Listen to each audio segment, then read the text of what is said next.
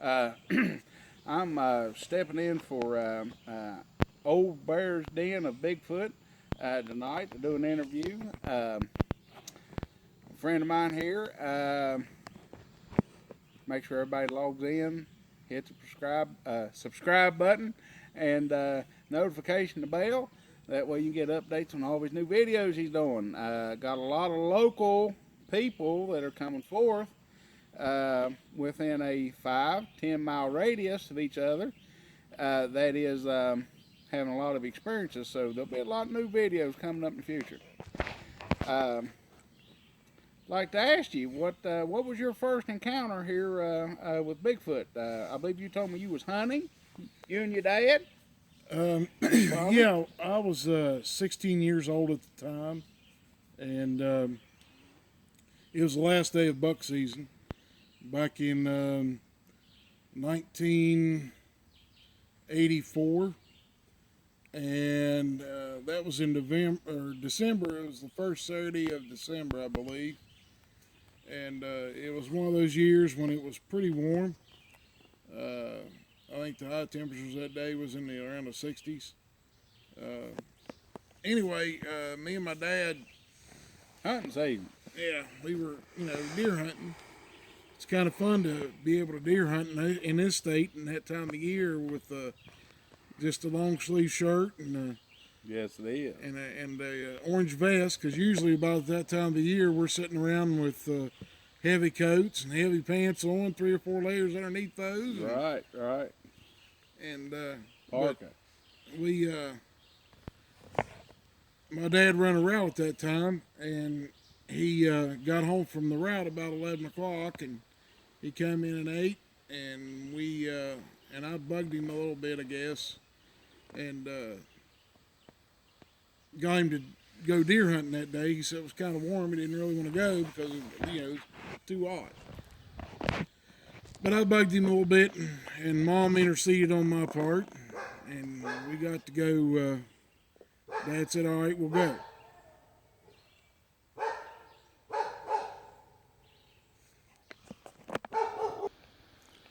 Yeah, that day, after Mom interceded on my part, we got ready, and me and Dad took a couple-hour drive to where we hunted.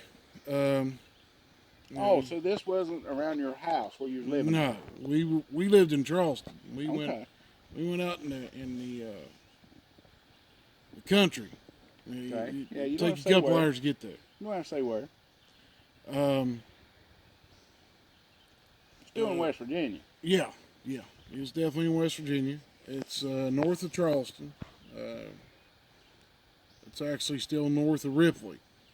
I'll tell you that much.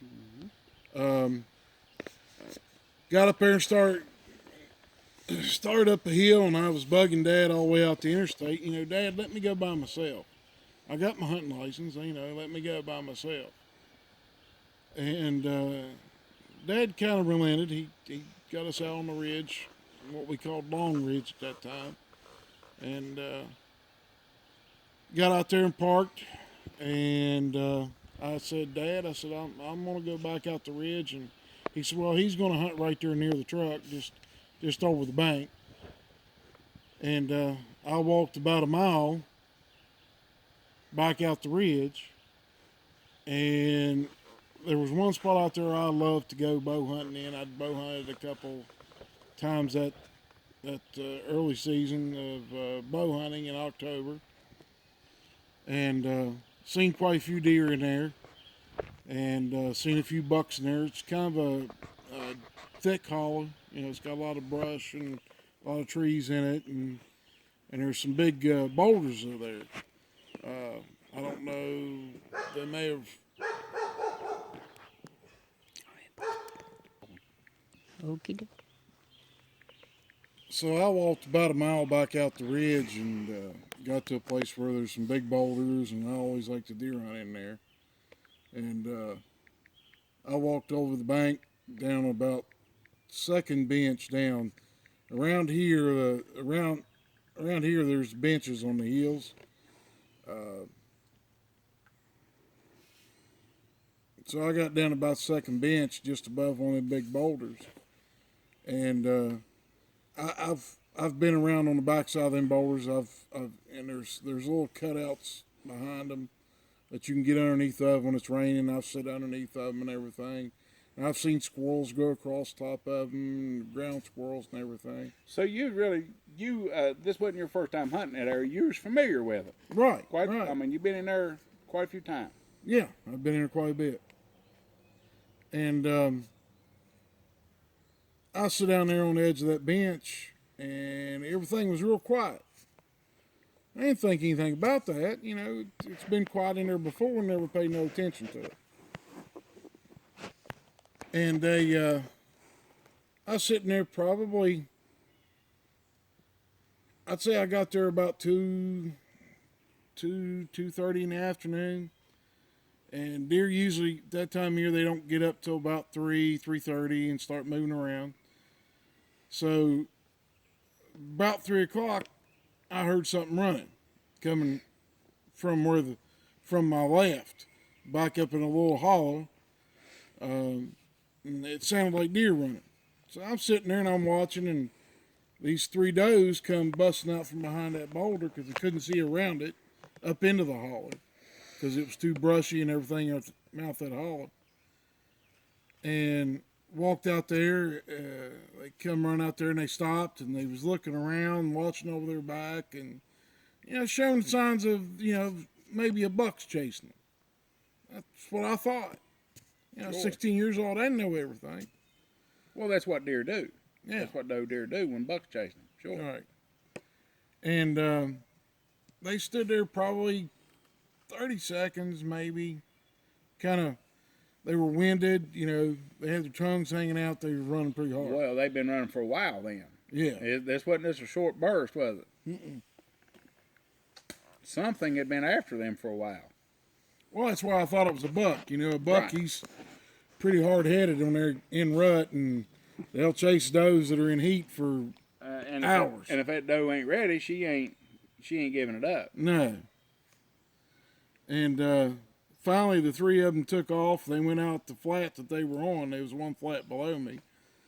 They were actually on the edge of the flat, and I probably wasn't 20 feet from that boulder. Feet? 20 feet. Pretty close. Yeah. And So you was really blinded too, just like them deer, just on the other side. yeah. They couldn't see you and you couldn't see them. No. And probably the odor or smell from either one of you was blocked by that boulder, as big as you said it was. Yeah, that boulder would have been, you could have put it in a 777 dump truck that they use at the coal mines, surface mines. And, So we're talking a 30-foot long, yeah. huge boulder. Yeah, probably about close to 8 foot tall. And Okay.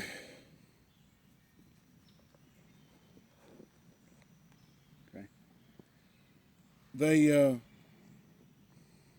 after the does took off, I'm sitting there and everything's real quiet, and I heard something walking in the leaves, like it was a buck coming after the does. Right. It wasn't a run, but it was kind of like a fast. But still light. Right. Didn't sound like, because you've told me this story, so I want to bring out some details. You didn't say, you have never said that it sounded like 4 or 5 deer or a drunk elephant coming around through her. No. Sounded like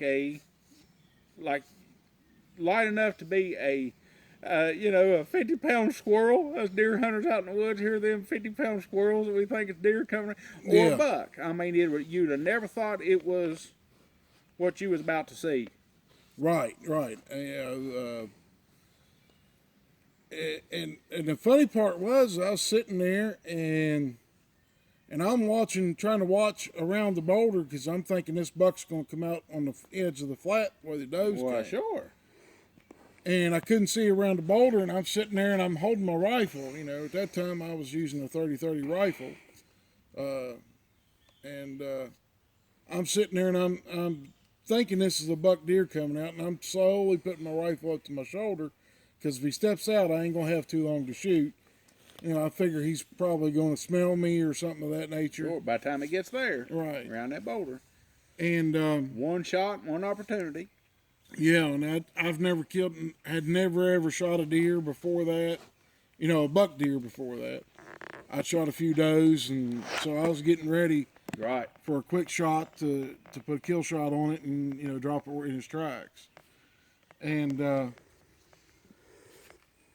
I kind of noticed a little bit of movement off to my left at the top of that boulder. And it was kind of it looked like a red squirrel. That's what it looked like to me, like it was a red squirrel's tail. Not much showing. Right. Yeah, if you're talking about a red squirrel tail, it's still, what, 6-8 inches?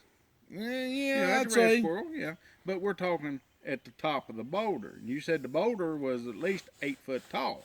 Yeah, close to 8 foot, yeah. Okay, so we're a few inches above 8 foot, so we're talking 8'6" anyway. 8'3" to 8'6", I would say, something close to that. Okay, go on. Anyway, I noticed the movement. I kind of leaned back a little bit to look behind the tree that I was sitting beside. And this is a pretty big oak tree that I was sitting beside. And I leaned back far enough to see it, and I could see the hair, you know, the tail, what I thought was a squirrel's tail. I thought, well, game are starting to move, and, you know, this deer's going to come out, and I'm going to shoot it. And, well, it stopped. The movement stopped. So I leaned back up, getting ready to shoot the deer I thought was coming out, hoping that it'd be a buck, you know, that had antlers, you know, legal limit, you know, a legal buck. Well, anyway, I'm sitting there, and this has probably been 15 to 30 seconds of time lapsed. You know, it was a minute or so between. Which will seem like forever when you're excited. Oh yeah, I was excited. You know, 16 years old, you can't control that at that age. Right. If you do, then there's something wrong. Correct. But the movement stopped and the sound stopped that I thought was a deer. Well, then it started back up again after about 30 seconds of, you know, moving and stuff like that. And it kept getting closer to the end of the boulder. And finally it stepped out. And by this time, I've got my rifle to my shoulder, and I'm looking down the barrel of the gun with both eyes open. So that way I can see that it's a buck, put the sights on it where I need to, line the sights up, and squeeze the, you know, pull the hammer back and squeeze the trigger on that buck. Well, this thing steps out, and it's not a buck deer. It's walking on 2 legs. And I'm looking at this thing, and I'm like, what in the world is going on?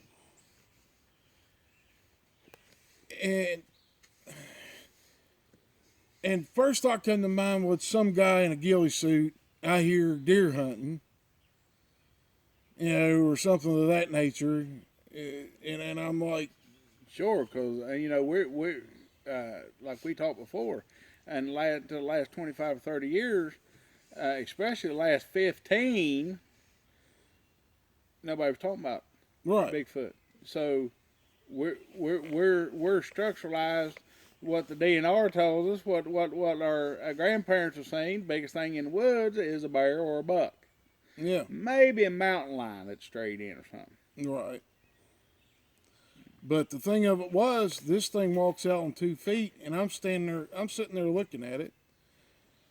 And I lowered the front of my rifle down a little bit and stuck my head straight up, so that way it would see the movement, you know, this guy.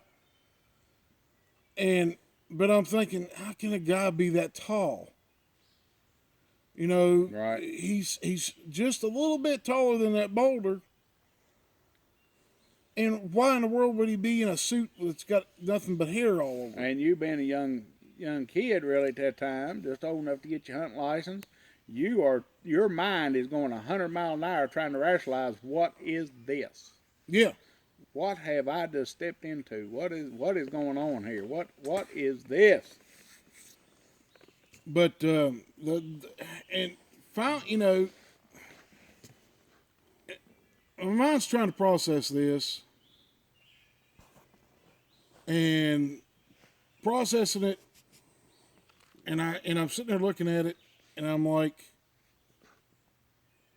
okay, there's only one thing I know that's that size that I've seen on TV about a year before that, and it was a kind of a history thing or something like it was on the History Channel, and they were talking about the legend of the monster of Boggy Creek. Boggy Creek, yeah, that was going on. That's a time. That's really the first Bigfoot, if you want to call it a show, but a first national. Hey, there is a creature, and that's the creature of Boggy Creek. I was just getting ready to say that's a time frame, but that all, yeah. And we, my dad had let us watch it, and he'd watched it with us, and he at that time he said, "Oh, they're just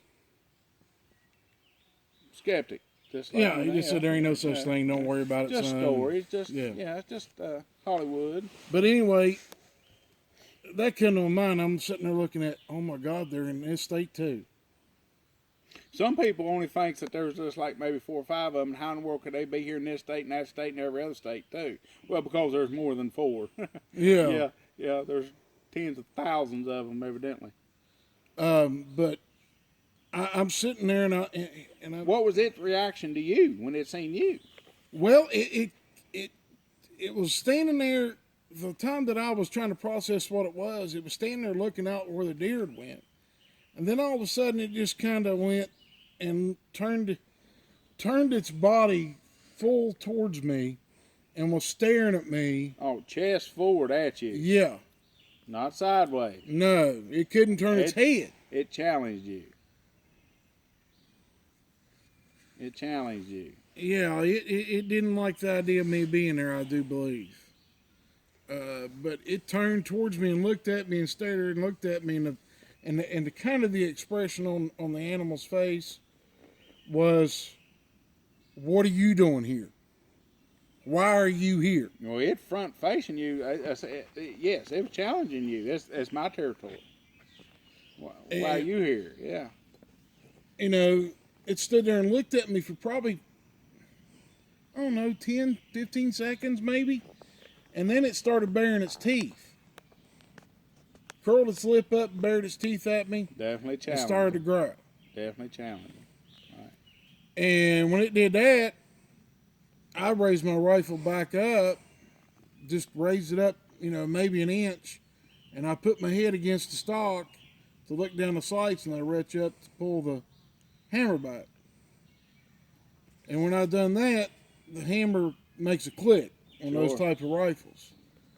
And what happened was it kind of changed its look in its face, and the face was the thing that got me the most, because it looked like a human being with its nose squashed.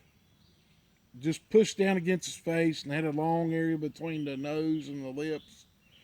And they weren't, big puffy lips. They were just, small, thin lips. But it knowed what that gun was when you finally seen it. Oh, when it changed its attitude real quick. It stopped baring its teeth at me, and it uncurled its lip, and it kind of the look on the face was like, uh-oh, trouble.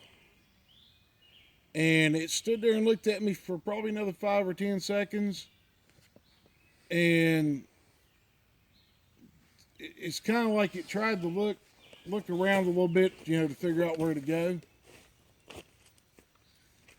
And finally it took off and went to it ran behind the boulder, took off, got probably 100 yards or more from me. And by this time I'd done stood up and was getting ready to leave. And it made a big scream, and it stopped me in my tracks. Sound like you've never heard before. Right, I've heard bobcats, I've heard bears squall, I've heard everything there is in the woods by that time that I knew was in the woods, and I've even heard a panther squall by that time when I was 16. Everything that we knew was in the woods, we've heard.